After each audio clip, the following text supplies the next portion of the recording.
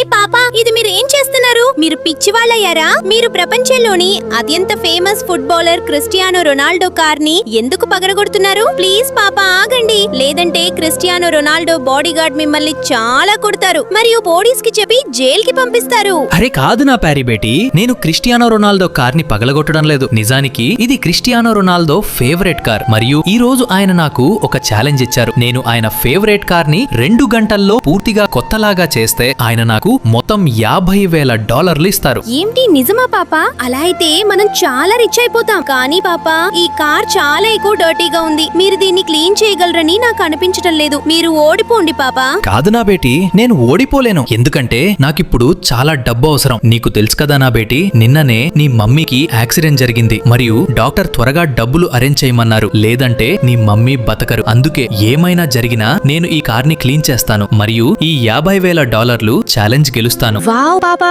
మీరు మా గురించి ఎంత కేర్ తీసుకుంటారు. కానీ పాపా, మీరు ఇంత కష్టపడకండి. ఈ రోజుల్లో పిల్లలు మనలాంటి పేదవాళ్లను సపోర్ట్ చేయరు. అరే కాదు నా బేటీ, అలా అనకు. ఈ పిల్లలు చాలా మంచి మనసున్న వాళ్ళు. నువ్వు చూడు, వీళ్ళు వీడియోకి లైక్ చేస్తారు, ఛానల్ ని సబ్స్క్రైబ్ చేస్తారు మరియు తమ ప్యారా పేరు కమెంట్ చేస్తారు.